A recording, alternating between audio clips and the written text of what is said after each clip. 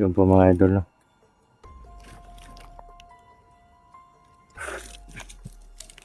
Unahan po namin ay may mga presensya na naman po. Ang daming pumapasok sa mata, bro. Check din yung mata natin. Ngayon lang kami naka-open ng camera kasi inayos ko pa kanina to. Natatanggal to. May mga nagtatanong po bakit nagsusuot ako ng ganito. Binigay po to sa akin ng kasama ko noon. At may protection po ito may ritual po ito. Minsan sumasalo siya ng yung mga slight lang na na orasyon ng kalaban na hindi masyadong malalakas. Kaya niyang saluin. At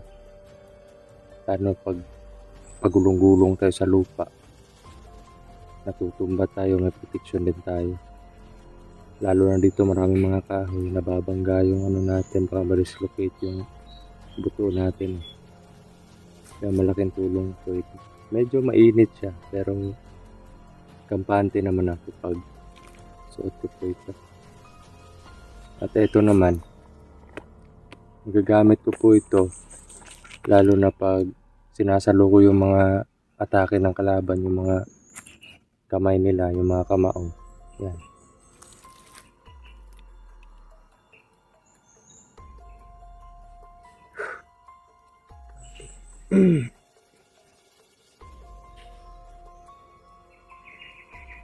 Parang naubos ang lakas ko sa dalawa, bro. Malalakas yun Malakas yung nakalaban mo. Parang sila, parang nangangahoy. Sila yung nagbabantay siguro dito. And binababaan lang po namin yung presensya namin para hindi nila kami matiktikan nandito.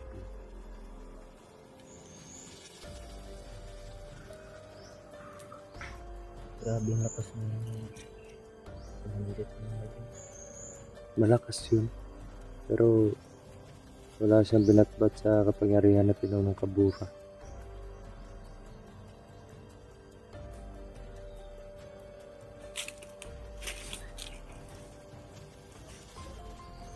Noong laban namin noon, kay Dilaab, kay halos mula nung nakipagsanib siya sa akin, halos pinapaubayan niya sa akin yung mga laban. Tinutulungan niya lang ako saglit, pinapalakas yung spiritual ko at parang dinadasalan niya ako habang nakikipag-away. Pero kumbaga pumapasok siya saglit. Tapos babalik din naman ako. Ako na yung magkukontinue ng laban. Parang hindi pa natapos yung mission niya para turuan ako. Pero kanina, siya na yung siya parang yung umawak ng laban. Hiningi niya sa akin yung buhay ng tao na yun.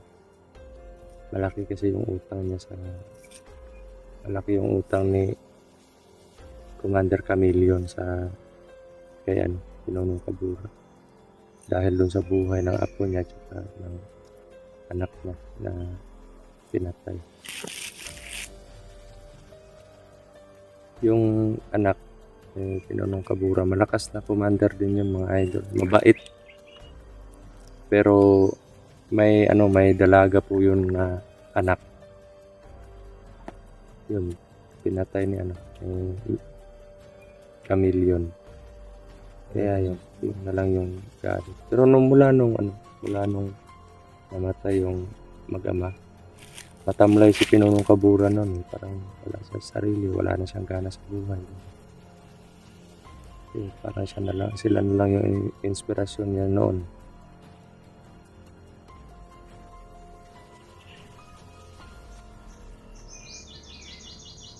Talagang masama yung magkapatid ng Masama talaga. May tatlo yan sila magkakapatid pero iwan ko sana yung isa. Balita ko noon namatay na yun. Si Phantom lang yung ano ngayon. Yung parang nasa paligid lang yung aura niya. So, pupuntahan muna natin yung nagbabantay dyan. Tignan natin kung ilan sila. Kung kaya natin i-silent kill bro, silent kill muna natin. Para makapag-relax naman tayo. Kararating lang kasi namin dito mga idol. Hapon na.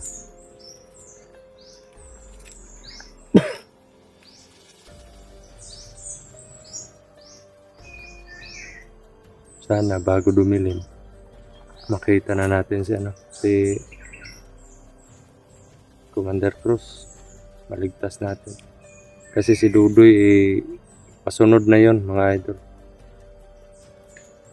Pasunod na yun si Dudoy. Nahuli lang talaga siya. Gawa ng doon siya kumbaga mula pa doon siya nagbiyahe sa papa niya. Hindi siya umabot sa oras ng pinag-usapan namin. Sabi niya magpapaano pa daw siya rehistro sa Comelec, kaya nauna na lang kami. Pero susunod din yung mga Susunod din yun.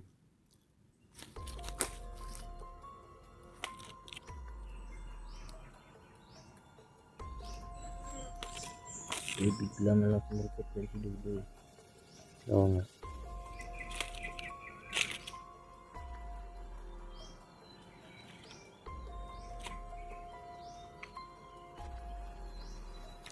Puntahan natin bro.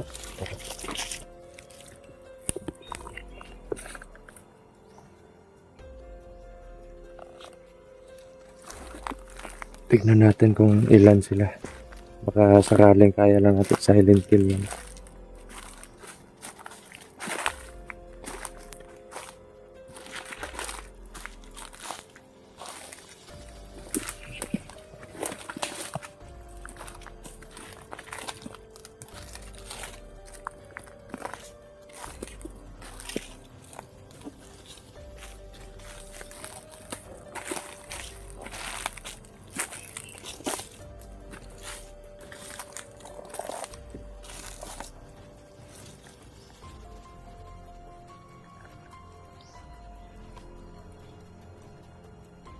Naantok na naman ako.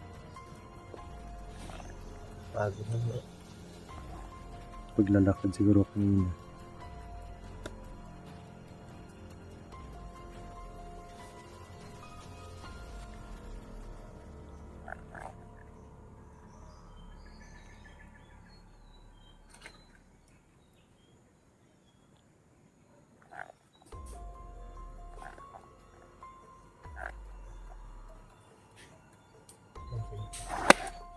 Antikan bro. Isa lang yung nakikita. Andun pala. Parang may dalawa dun. Pero dito may isa.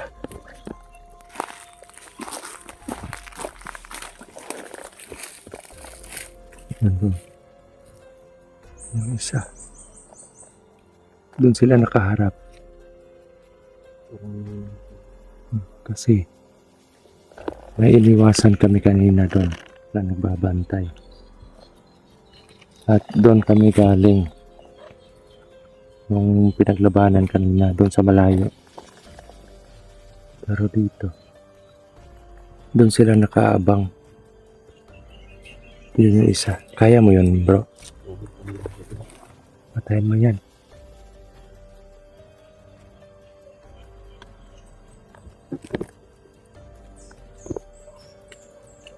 Sa akin yung dalawa. May dalawa doon. Kaya mo yan isa. Tara.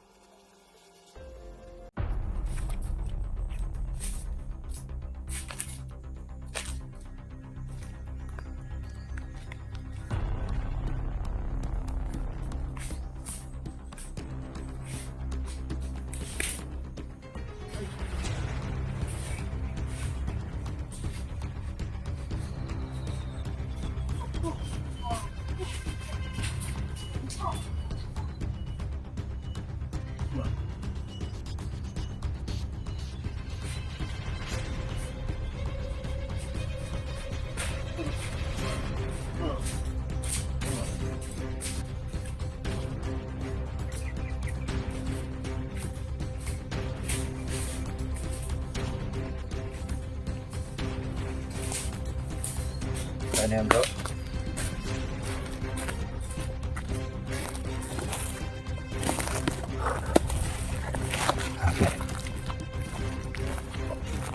Okay na yan.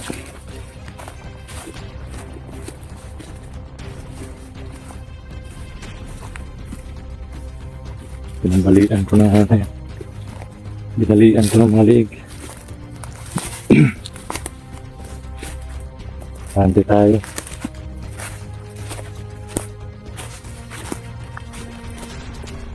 Okay na yan. Bali yung ano. Binali mo yung leeg. Ha? Ano nangyari? Hindi ko bro. Ha? Hindi. Nilong ka.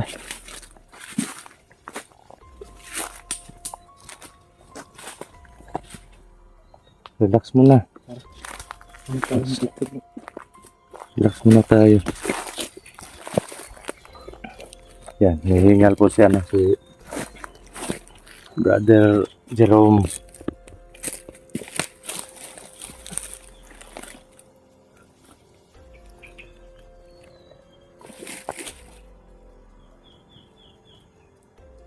Masikil sa likod.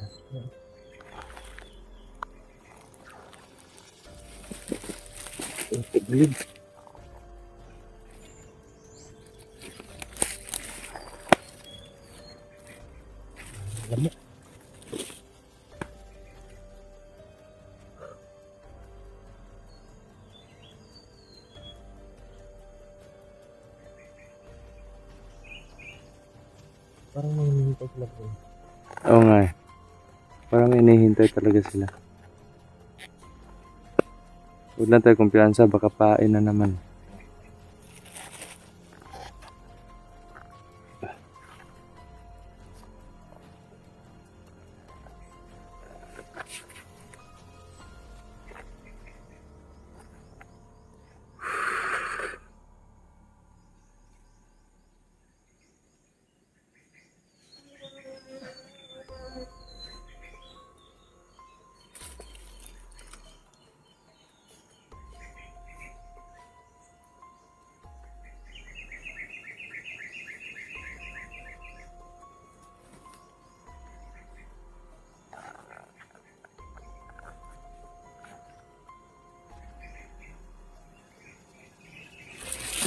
Medyo masakit pa ba yung sugat mo? Sa akin, medyo masakit pa. Isang oras. Mm.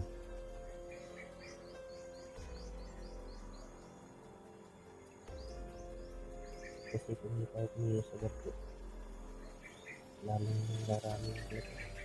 Okay.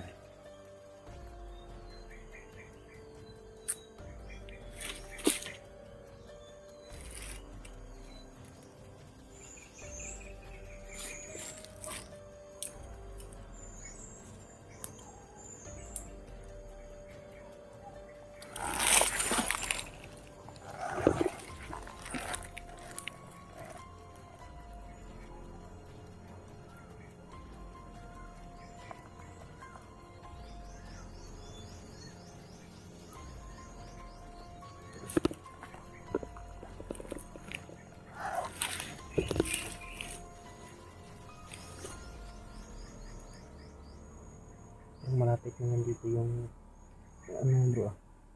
Yung marami na presensya bro. Okay. Medyo malapit. Nagkukansa.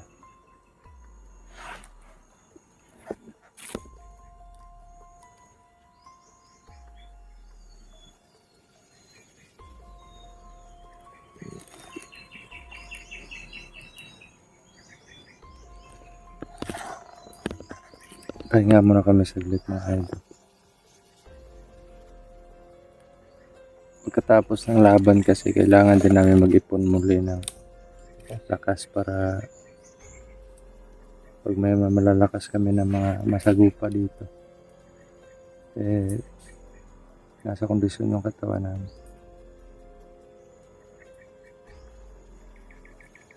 Hindi natin alam kung sino pa yung posibleng masagupa natin dito kasi yun nga, marami pa namang commander dito ngayon. Bawat commander may kanya-kanyang estilo ng pakikipaglaban, estilo ng plano at mga abilidad. Kaya kailangan talaga na alerto.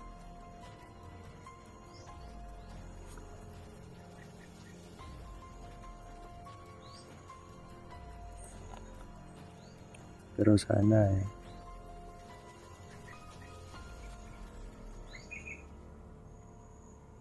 magtagumpay tayo sa mission na to. Kita natin si Commander Cruz po. Oo. Makauwi tayo kasi may lalakarin pa ako eh.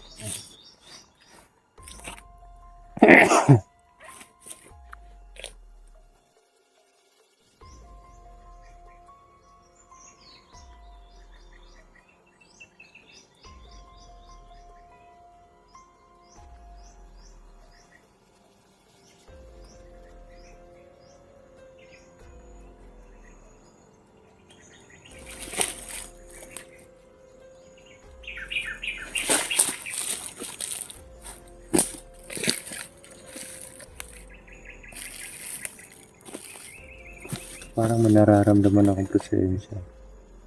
Ganun. Doon banda mga idol ah. Parang doon banda. Puntahan natin bro. Tara. Tara. Para mabalas yung mga Hmm.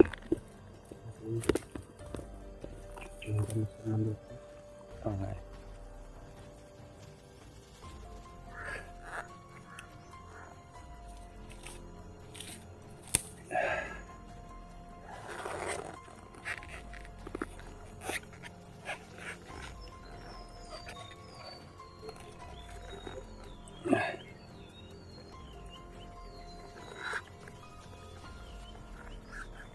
Bante po tayo mga idol.